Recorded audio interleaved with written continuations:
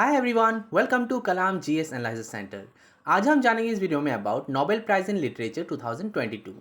साहित्य में 2022 का नोबेल पुरस्कार फ्रेंच ऑथर एनी अर्नॉक्स को करेज एंड क्लिनिकल एक्विटी के लिए दिया गया है, जिसके साथ वो व्यक्तिगत स्मृति की जड़ों, व्यवस्थाओं और सामूहिक प्रतिबंधों को उजागर करती है। That is the courage and clinical acuity with which she uncovers the roots estrangements and collective restraints of personal memory। Literature study हमारे मॉडर्न सोसाइटी में इतना इम्पॉर्टेंट क्यों है?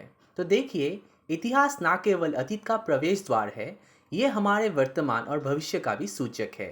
हर टाइम पीरियड के भीतर अलग अलग लोग और उनके भीतर हमारी बढ़ती संस्कृति के अलग अलग चरण होते हैं।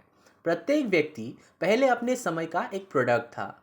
एक प्रजाति के रूप में हम हर दिन विकसित होते हैं और उस टाइम स्टैम्प के बिना जो साहित्य हमें देता है, हम अतीत के बारे में कुछ नहीं जान पाएंगे।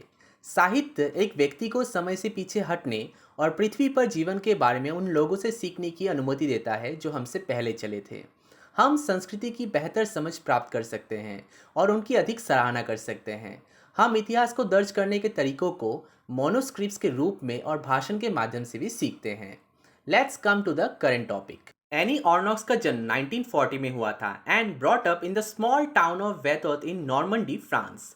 वो रॉइन और फिर बॉर्डोक्स के यूनिवर्सिटीज में स्टडी करने के लिए चली गई, जहाँ से उन्होंने एक स्कूली शिक्षक के रूप में योग्यता प्राप्त की और मॉडर्न लिटरेचर में उच्च डिग्री प्राप्त की। उनका एग्जाम्पलरी लिटरेचर कैरियर 1974 में उनकी पहली पुस्तक क्लीन आउट के प्रकाशित के साथ शुरू हुआ।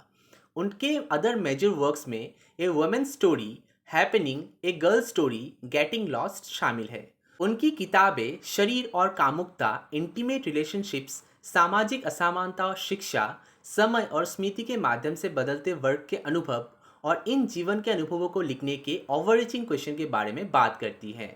उनकी किताबों ने ये पता लगाया कि कैसे फीमेल कॉन्शियसनेस में शर्म, दैट इज शेम, का निर्माण होता है और कैसे महिलाएं खुद को सेंसर करती है और डायरी जैसे व्यक्तिगत स्थानों में भी खुद को जज करती है।